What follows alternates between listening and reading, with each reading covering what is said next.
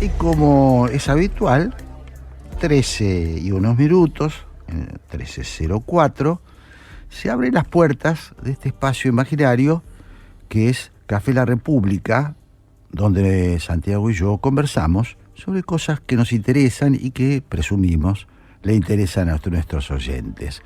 Hoy, este local imaginario está lleno de globos y de serpentinas porque es el Día de los Niños. Yo aprovecho para mandarle un beso enorme a mis nietos, Así a es. Bruna y a Astor, y vos supongo. Y yo lo hago también con mi nieto argentino, Emilio, y con mis nietitos ingleses, Maud, ella, y Ralph, el varón. Cecilia. Pero además a todos los niños en general, si es que es posible, a los hijos de Ceci, a los hijos de todos nuestros colaboradores y en general a todos aquellos que conocen la emoción de la paternidad y la maternidad. Yo quería recordar en ese sentido algo que Jorge y Ceci me parece tan lindo. Celebremos la inocencia de los niños, celebremos su capacidad de jugar, pero celebremos también su hondura. Los niños, si son inocentes, son a la vez muy hondos. Y quiero recordar en ese sentido, a modo de homenaje a todos ellos, algo muy hermoso que le oí decir cierta vez a la que es la menor de mis hijas mujeres. Ajá. La menor de mis hijos en general, sobre de los tres, es Julia. Resulta que cierta vez, hace poquitos días ocurrió, dicho esto ante todo como anticipo de lo que voy a contar, estuvo en la Argentina Luis Miguel. Sí, claro. Y tuvo el éxito arrasador que le corresponde y se merece porque es un cantante extraordinario. Bueno, hace muchos años, cuando Luis Miguel difundió aquel famoso disco, diría yo, Sí. De boleros, Sí. cantados por él excepcionalmente, cierta mañana la llevaba yo a Julia, que tenía 7 años, Ajá. al colegio, en el coche, y puse el cassette. Los oyentes sabrán comprender la inactualidad del Va concepto. subtitulado esto. Va subtitulado. Sí, exacto. De Luis Miguel, cantando los boleros del caso. Bueno, y de pronto por el espejito retrovisor veo que Julita, 7 años, Sí. preciosa, está llorando. Ay, mi Le digo, mi amor, ¿por qué estás llorando? Y me dice, y acá viene el homenaje a los niños: papi, estoy llorando porque estoy enamorada y no sé de quién. Ay, qué hermoso. Extraordinario, extraordinario. Hermoso. No, estos son a los 7 años. Entonces celebremos la hermosura de los niños sin olvidar su profundidad. Lindísimo, lindísimo. Sí, lindo, ¿no? Ay, sí, me pongo a llorar yo ahora. Tengo algo de inocencia también. Y claro que sí, preservémosla. Preservémosla. Tal cual. Preservémosla. Bueno, nos vamos poniendo serio de a poquito. No porque los niños no sean algo muy serio. Nosotros nos lo tomamos muy en serio. Pero volvemos a las Volvamos rispideces, a las rispideces. reflexionar en esta tertulia, en el Café La República llena de globos y de serpentinas. Sí. Hay lugar para recordar tu editorial. Yo creo que hay algunas referencias que vos hiciste que son fundamentales para proseguir el desarrollo de este intento de hacer pie. Vos hablabas de la necesidad de estar muy atentos al desafío que en esta etapa de la democracia argentina pueden representar los personalismos mesiánicos. Decías que era indispensable no confiar en esos líderes visionarios y que si bien muchos jóvenes los han apoyado y con argumentos que expresan su profunda disconformidad con la forma en que están viviendo, con los padecimientos a que están expuestos, hay necesariamente que reconocer dos cosas y se derivan de tu editorial. Estamos en un país que se disuelve en el aire, dijiste, que es el país del nacionalpopulismo, de la inutilidad que la demagogia populista ha sembrado en términos de reconocimiento cívico y de capacidad de desarrollo. Pero por eso, ¿bastaría para tirar la casa por la ventana?, te preguntaste. vos crees que la historia, y yo lo comparto, no se repite si somos capaces de advertir hasta qué punto las tentaciones de dejar de lado un sistema político que necesita ser perfeccionado, ser depurado de sus errores, pueda ser sustituido por la ilusión mágica de que quemándolo todo, de ese fuego puede nacer un camino posible de convivencia y desarrollo. Sí, es una gran preocupación, que tenemos, porque además nos basamos en nuestra historia, porque muchas veces las sociedades, y la sociedad argentina en particular, han tirado la casa por la ventana. No es la primera vez. No, antes se hacía de otra manera. No es se tiraba para el lado de los cuarteles, o se tiraba en sublevaciones desmadradas, o apostando también a líderes mesiánicos. No hay duda, y a la sacralización de la violencia, que, insisto, en esto yo lo escribí el otro día, creo que es muy importante entender que la violencia no ha desaparecido de la sociedad argentina. Ya no estamos frente al proyecto redencional de la violencia entendida como una forma de salir de la injusticia social, pero sí estamos en un país donde la violencia se ha adueñado a través del narcotráfico y de la delincuencia común de la seguridad de los argentinos, revirtiéndola y convirtiéndola en un terreno de desamparo. A mí me parece importante que insistamos en que venimos de 20 años de fracaso, ¿no? De 20 años de un intento, de una apuesta por el populismo. Me parece importante, no por ensañarnos con el caído, porque el problema es que no están ellos solos en la lona, sino que nos van poniendo en la lona a todos nosotros. Pero es muy importante que entendamos la profundidad de esa decepción colectiva, no solo atribuible a un sector de la sociedad. Me acordé también hoy de aquella famosa anécdota de Picasso, cuando van las SS a su casa, ¿no? A la Gestapo. A su atelier. A su atelier, ¿no? Y le preguntan por el Guernica, ¿no? ¿Quién hizo esto? Ustedes lo hicieron. Le dice a los nazis. A los nazis. Ustedes le hicieron. Bueno, muy bien. Ese recuerdo es muy apropiado, es muy oportuno, porque muestra hasta qué punto, digamos, las responsabilidades sociales son parte del fenómeno que estamos analizando para generar un gobierno y una política apropiada, democrática y demás. Pero las responsabilidades sociales buscan representación en la democracia. Claro. Tienen líderes. Esos líderes se presume que en una democracia son los voceros de las demandas colectivas. Si de pronto la sociedad se rebela contra una determinada manera de representación, porque entiende que en 20 años se han visto desoídos, abandonados, y en 40 años de retorno a la democracia, convengámoslo, después de reivindicar la gratitud infinita hacia esa posibilidad de haber salido del terrorismo de Estado y de la violencia guerrillera, después de eso, lo cierto es que la democracia está en deuda absolutamente con la realización del ideal republicano. Sí. Está en deuda. Y la deuda se tradujo, por una parte, en estas PASO, se tradujo en una parte, en un voto que permitió el liderazgo de un proyecto determinado dentro de la línea de Juntos por el Cambio, y también se tradujo en una disconformidad absoluta con el sistema a través del voto rotundo que recibió Milei. Sí, totalmente. Entonces, ¿qué confrontación es esta? Totalmente. Bueno, lo que es importante, me parece, es entender que estamos frente a un desafío enorme. Quizás, bueno, no quiero darle valor estadístico a mis palabras, ¿no? Pero yo veo un desafío el mayor de los últimos 20 años. Yo estoy de acuerdo con vos que la originalidad de este desafío es inédita. Claro. Es inédita. Claro. Porque una cosa es que se enfrenten fuerzas dentro de un sistema determinado con el propósito de sostener el sistema, y otras cosas que se enfrenten fuerzas antitéticas en lo que hace a la concepción del sistema. De todas maneras te voy a decir algo, Jorge. Yo creo que las elecciones de octubre, si por un momento nos abstenemos del fenómeno Milei y de su irrupción, Sí.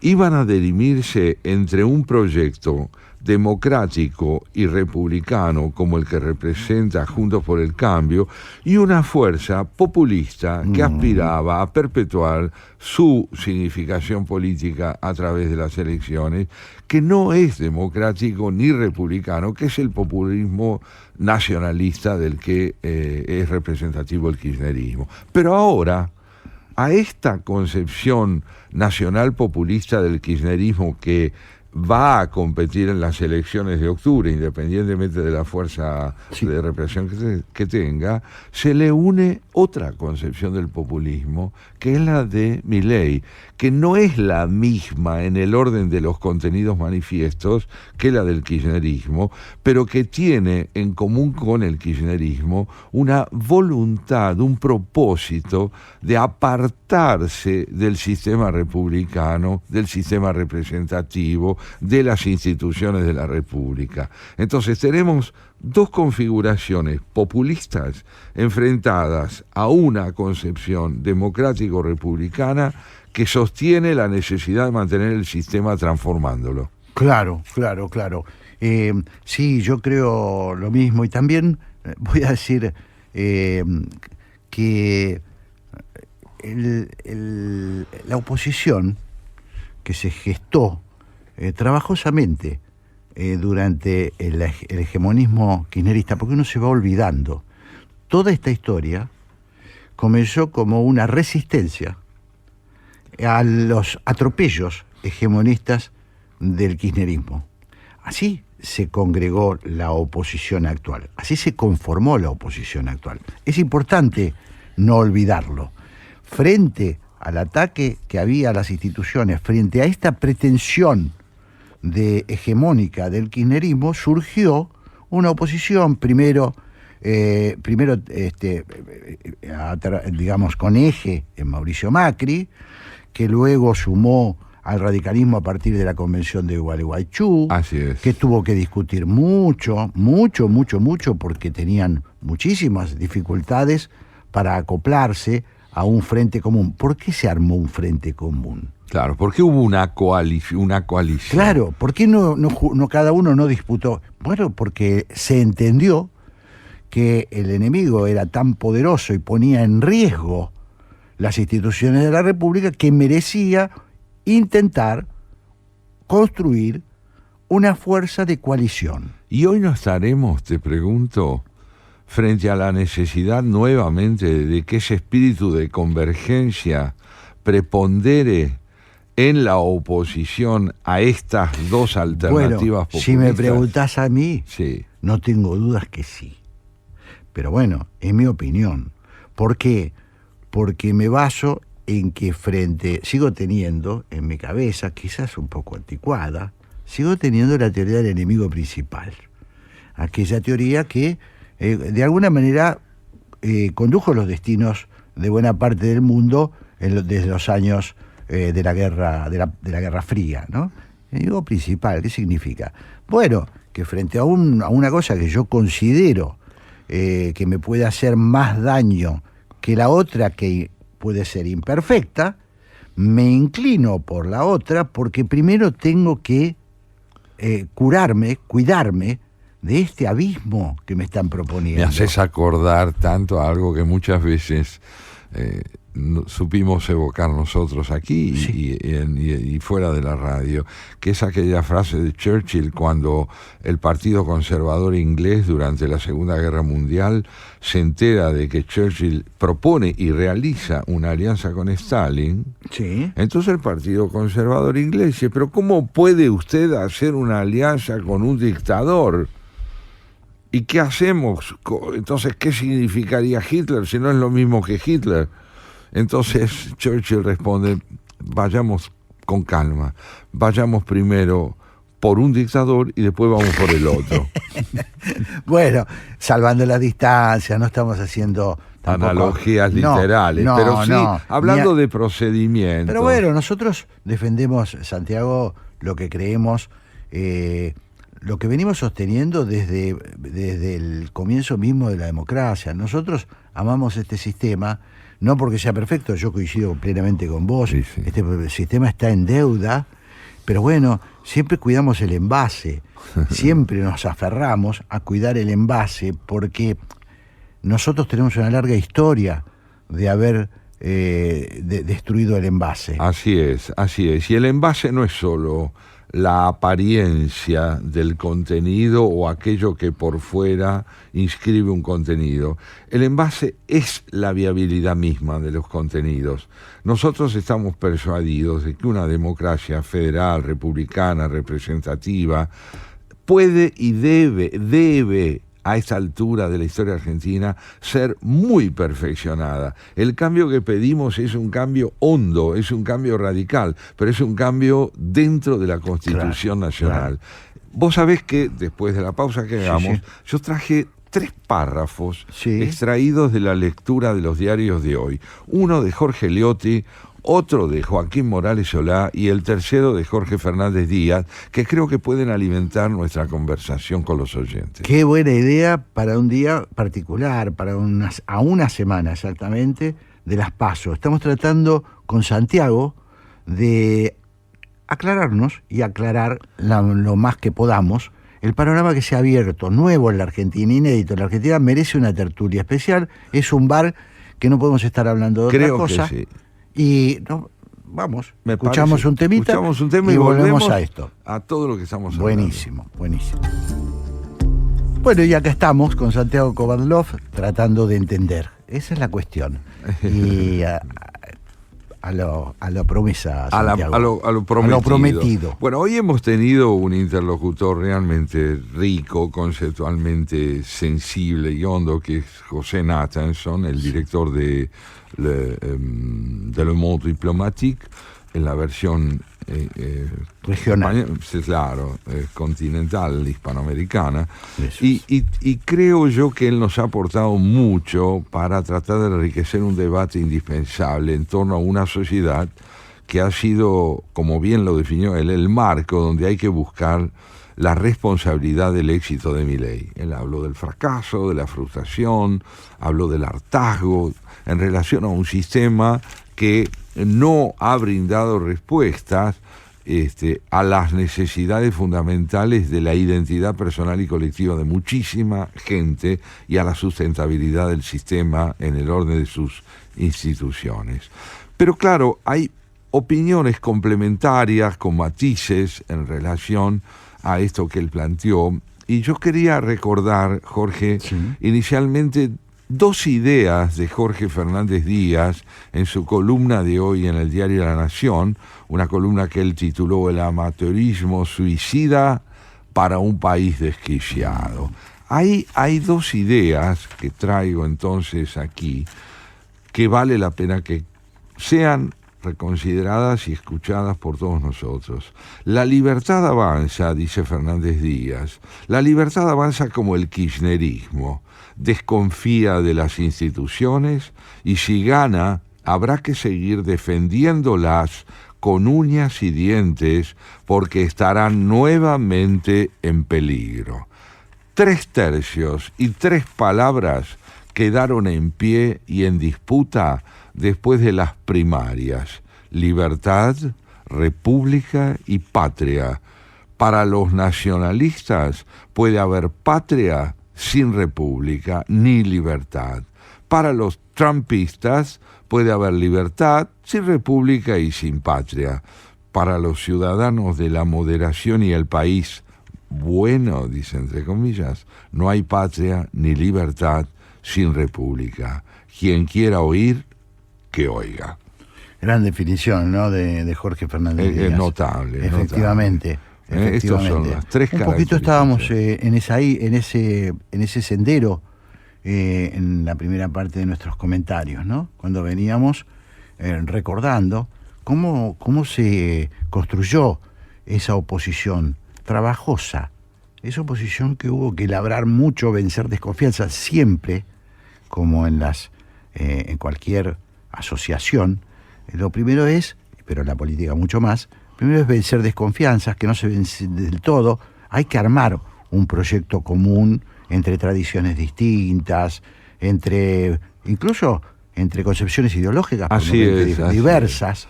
Se hace por una causa común. Eso es lo que estamos hablando, ¿no? De quien hoy está como expectativa de suplir al kirchnerismo, venía en carrera y de golpe apareció un accidente.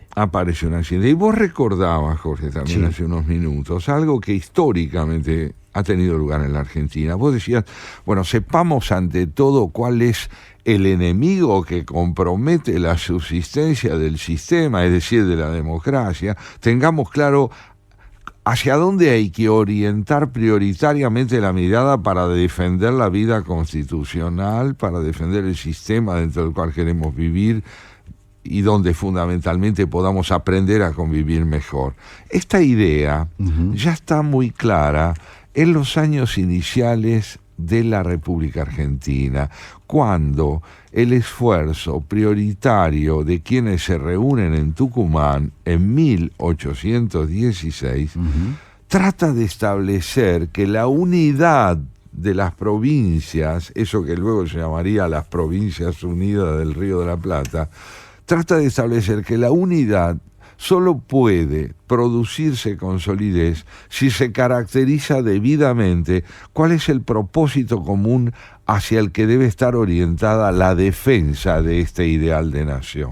Y establecen ellos que lo prioritario es terminar con la hegemonía del colonialismo imperial español.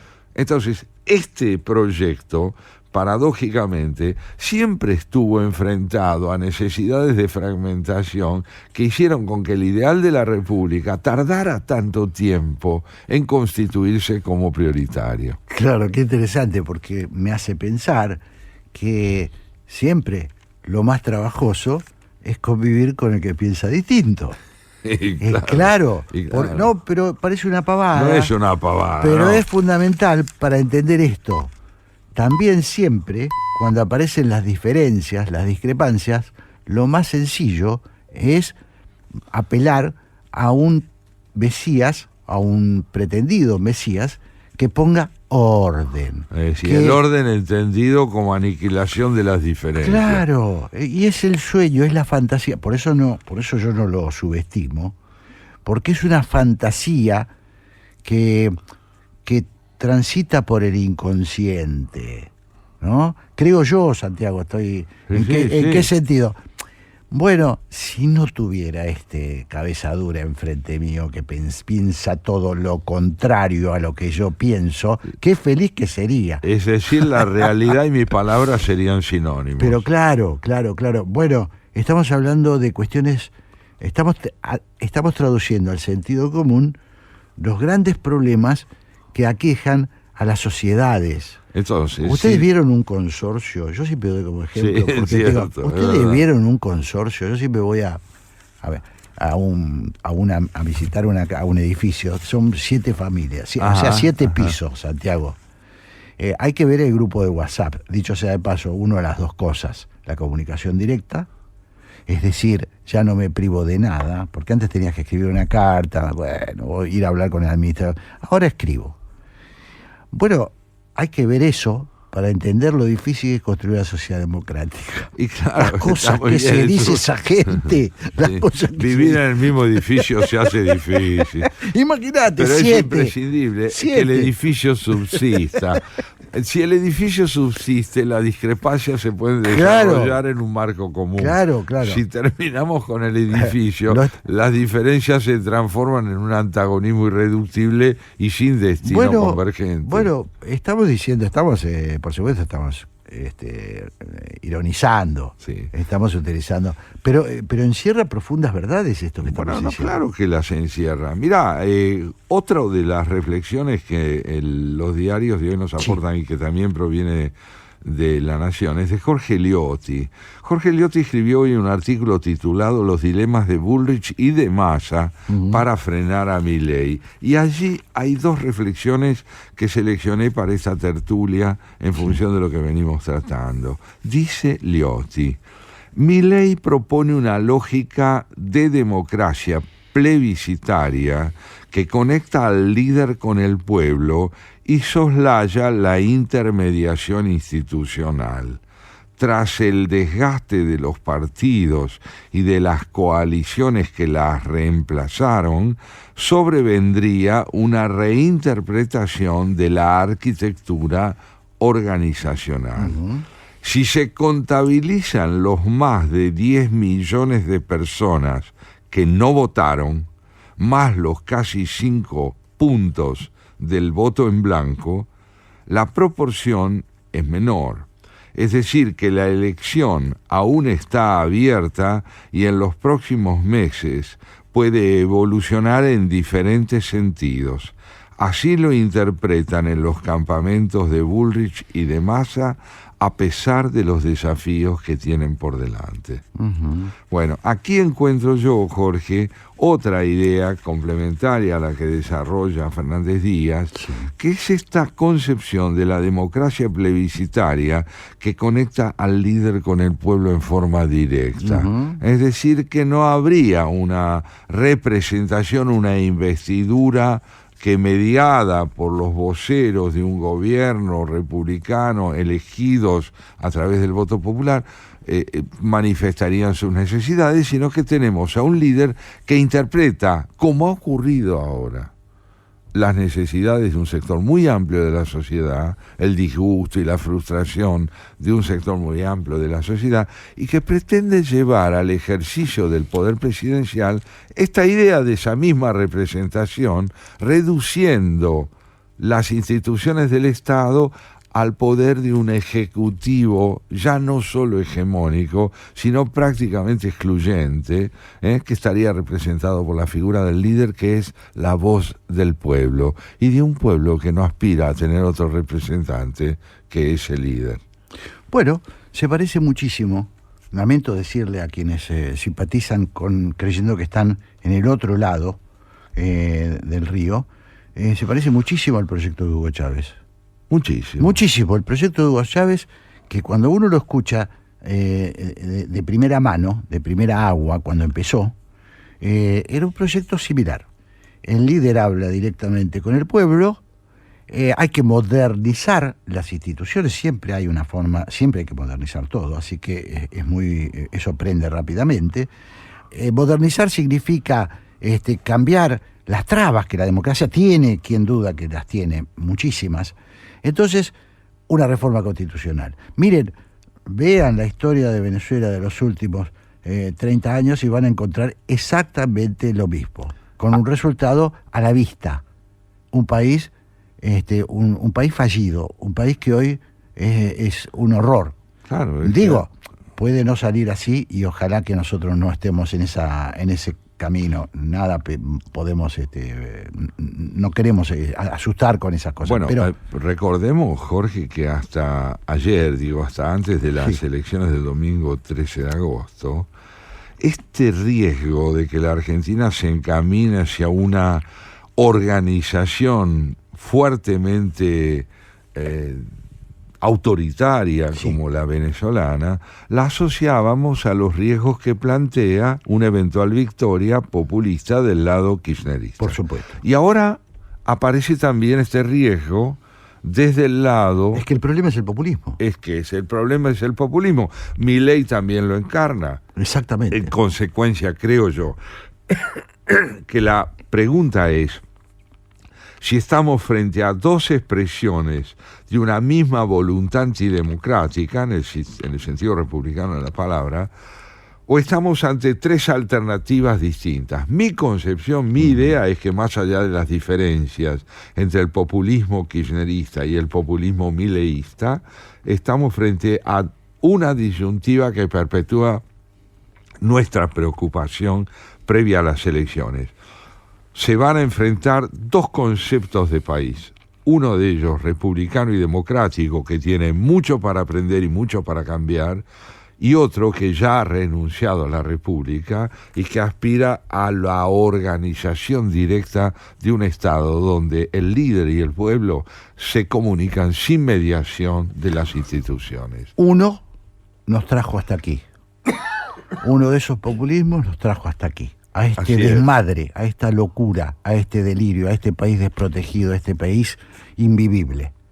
El otro nos promete otra vez que confiemos, que síganme. No, nosotros lo dijimos al comienzo de nuestro programa, nosotros no nos gusta que nos lleven, que nos anden arreando.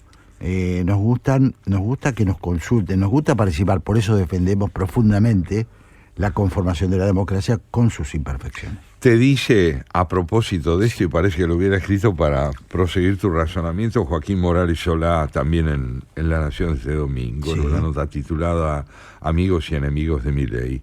Milei está resultando peor que los Kirchner en su relación con el periodismo, cuando el matrimonio no era nadie. Ayer el líder libertario criticó una información de La Nación que ni siquiera supo leer. Tampoco se detuvo a leer la Constitución para saber hasta dónde sus propuestas son constitucionales o inconstitucionales. El desafío de Bullrich y su coalición es mostrar cuanto antes una solución económica. De hecho, tiene varios y muy respetados economistas que todavía no se exhibieron. A su vez, Sergio Massa no puede esperar un triunfo en tales condiciones económicas, salvo que se quemen todos los manuales de ciencias políticas, y tampoco le está permitido abandonar el ministerio que ocupa, porque todo sería peor.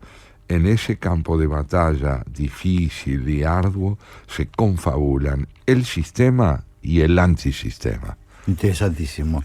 Yo creo que efectivamente estamos ante una disyuntiva. Lamentablemente, y por eso yo reitero, lamentablemente el país está fermentado. Hay fermentación, porque es increíble lo que nos ha pasado, Santiago. Yo sé que pero es increíble porque nosotros, ¿qué decíamos antes? Con estos niveles de inflación de 120%, bueno, vamos a ver si no va a ser más este año, anual. Va a ser más. Con esta situación de precariedad en la que vivimos frente a la inseguridad, frente al narcotráfico, con este nivel de degradación de una sociedad que ya no es la sociedad de hace poquito, de hace un rato, la sociedad donde la gente iba, buscaba un trabajo, le daban un recibo de sueldo y pagaba un porcentaje de su sueldo para la jubilación y después tenía una obra social. Ese país se deshizo porque ahora la mayoría de la gente, o la mitad de la gente, trabaja de manera informal. Es el tipo, como dijo Nathanson, que reparte la pizza y que vos le hablás de la cobertura del Estado y se ríe, sí, claro. Porque dice, ¿de qué me estás hablando, hermanito? Es, si yo ando con mi moto y me pego un palo y tengo que arreglármela porque la moto no la pago yo. Bueno, en fin, es una sociedad distinta. Entonces, estamos coincidiendo plenamente en el diagnóstico, ahora hay que ver la cura, ¿no? Eso es, el pronóstico tiene dos vertientes. Desde el punto de vista institucional, república o antirrepública, sistema o antisistema, claro, como dice Morales Solá. Desde el punto de vista social, creo yo que también hay que contemplar la necesidad profunda de que la democracia lleve a cabo una doble tarea: intentar sostenerse mediante el voto popular como sistema capaz de representar a la comunidad y a la sociedad argentina, pero por otro lado transformarse tan hondamente como lo exige una sociedad que está defraudada porque en 40 años de democracia, 20 de ellos han sido invertidos en frustrar las expectativas que pueda generar el sistema, y los otros 20, es decir, los 40 en su conjunto, no han logrado dar los pasos necesarios para devolverle al concepto de equidad y desarrollo la consistencia que hace falta. Claro, yo le añado a esto, para no ser del todo injustos con nosotros mismos, el contexto mundial. Yo lo añado porque, claro, nosotros somos un poco ombliguistas, todos los países suelen ser un poco ombliguistas. Entonces, nosotros creíamos que lo que les pasa a Perú, y voy a ir a un ejemplo mucho más dramático, si se quiere, que es lo que le pasó a Chile, que de golpe pasaron de un sistema institucional firme, parecía un modelo sólido, un modelo que estaba absolutamente contenido, perfectamente encuadrado, y en un mes eligieron un presidente que era un estudiante universitario y al rato el tipo llama a una constituyente y le dicen no, y debilitan a ese tipo. O sea, la precariedad no es hoy un atributo exclusivo de los argentinos. No hay duda. Somos el síntoma de una crisis general, hemisférica y hasta mundial, como decís, pero eso no nos exceptúa de la necesidad de ver las configuraciones singulares que toma esta tragedia, ¿no es cierto? Como bueno, lo has señalado en tu editorial. Te añado otra cosa, porque los chilenos, por ejemplo, han tenido la precaución de cambiar y hacer algunas piruetas en el aire, pero sobre la base que tienen un sistema sólido desde el punto de vista económico. Así es. Por ejemplo, no hay casi inflación en Chile. Hay una moneda, la gente paga con una moneda, ¿vos sabés? Tienen esa cosa rara que tienen. Qué raro, ¿no? Porque nosotros tenemos una palabra que es contradictoria. La palabra peso no lo tiene al peso. No, tal cual. Bueno, esto me parece importante, un poco le ponemos humor porque estamos... Y bueno, un diálogo que no incluya una dosis mínima de humor ante la magnitud de los desafíos que tenemos también sería solo sombrío. Tenemos la posibilidad de aprender. Esta es nuestra convicción fundamental en Haciendo Pie. Tenemos la posibilidad de aprender. Lo que tenemos que lograr es que esa posibilidad de aprender tenga la lucidez necesaria de que comprendamos que el tiempo que nos queda es poco. Tal cual. Mirá cómo se fue el tiempo, ¿no?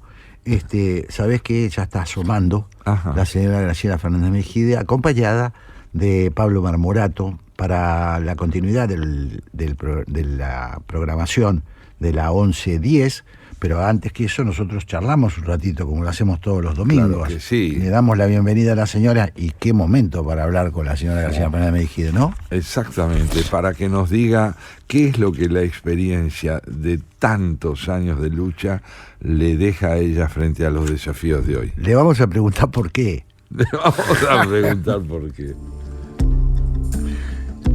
Y como prometimos, ya estamos en este Café La República con Graciela Fernández Mejide y Pablo Marmorato, a los que les decimos bienvenidos. ¡Eso!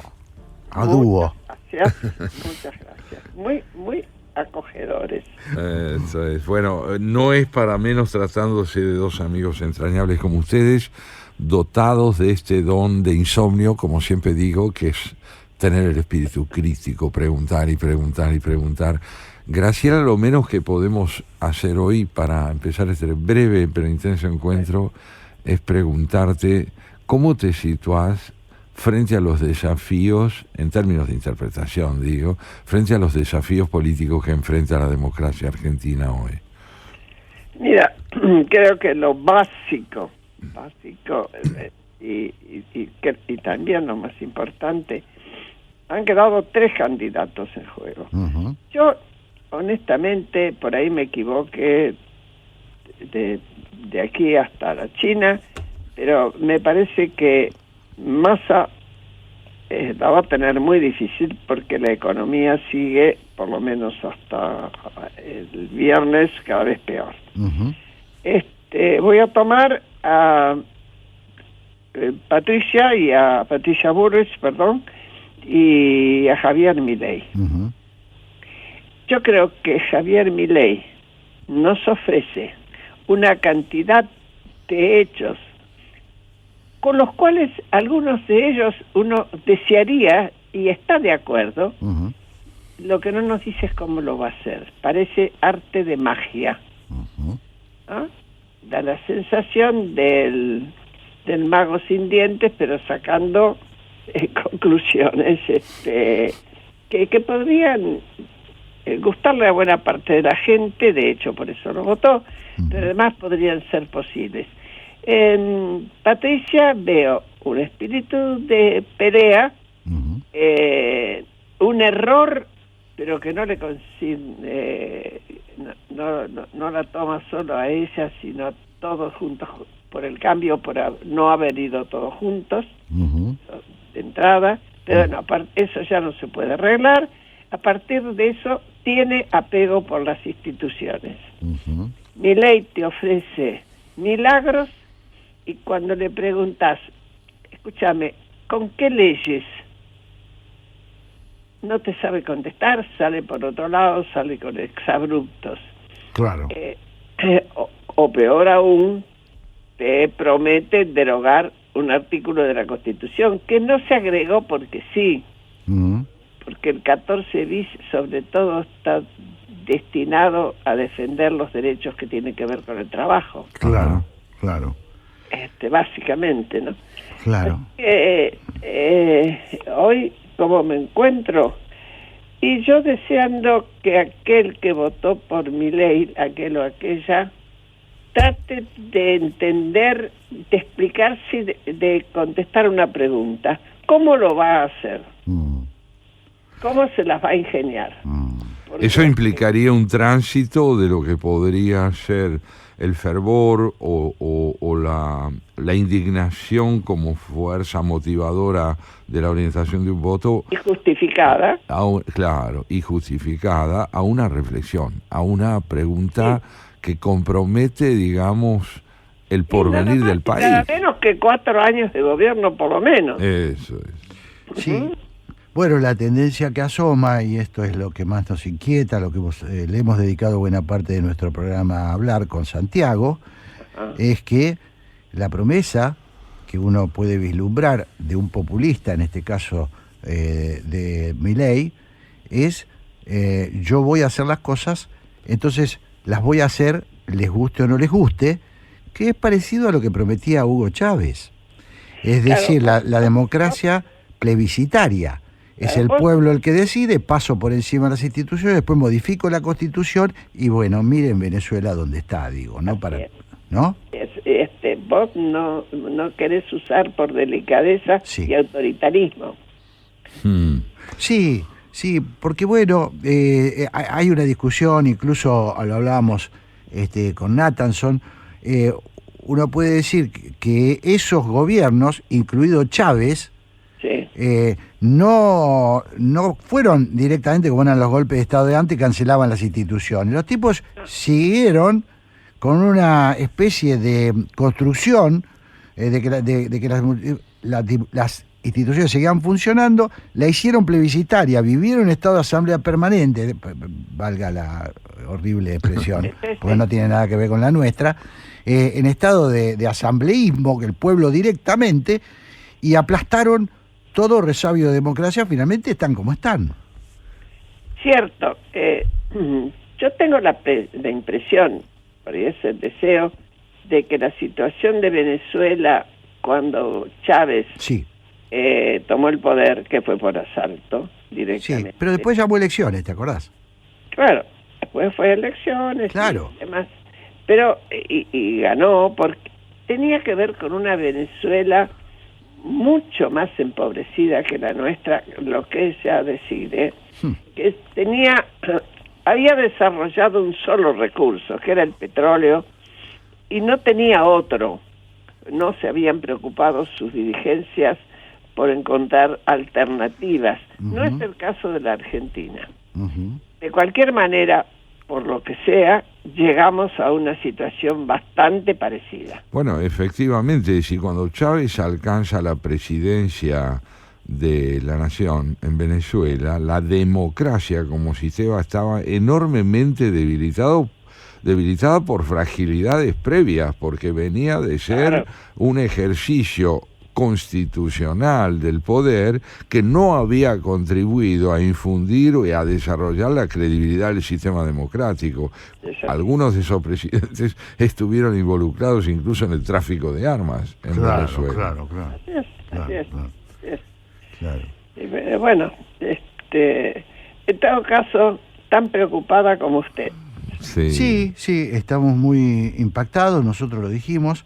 Nos dimos tiempo para la perplejidad, para pensar un poco, para no enojarnos con la realidad, sino, bueno, tratar de hacer nuestro aporte con ideas. Bueno, pero todos compartimos la inquietud porque se ha sacudido el avispero, digamos. Sí, lo cual tiene un aspecto muy positivo, ¿verdad?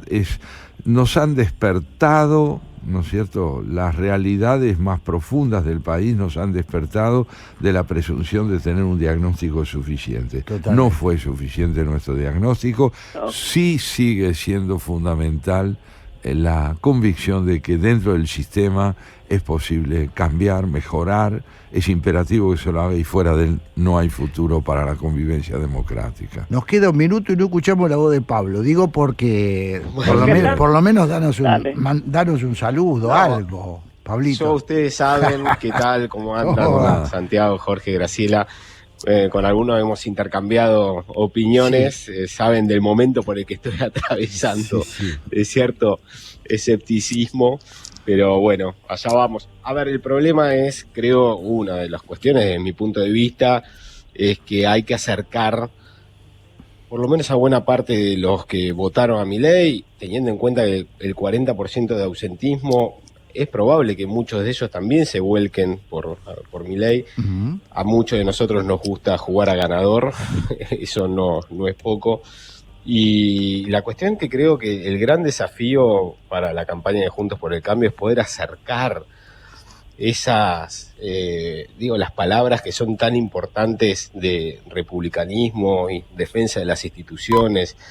Si no hay un discurso, una épica que pueda acercárselo a la gente, la buena parte de la gente creo que está dispuesta, lo hemos charlado, a tirar el bebé con el agua sucia, con el bebé adentro. Me parece que lo que están necesitando y queriendo es un cambio, y si no se encarna esa defensa de la democracia en una población que ya dijimos, el 40% de los votantes tiene entre 16 y 35 años, ya han nacido con la democracia, ya saben, lo dan como dado, por lo cual la defensa de la democracia creo que tiene que estar encarnado, como aquella frase que hemos repetido tantas veces, y como dije también que ya no vale repetir, hay que inventar otras, de que con la democracia se come, se cura y se educa, que logró Alfonsín encarnarla. Bueno, hay que lograr una épica en ese sentido. Excelente final para nuestro encuentro y excelente prólogo de por qué. Gracias a los dos. Un abrazo grande, que tengan un lindo programa. Chao, Santiago, nos vemos el domingo. Chao, Ceci. Chao, chao. Chao, chao.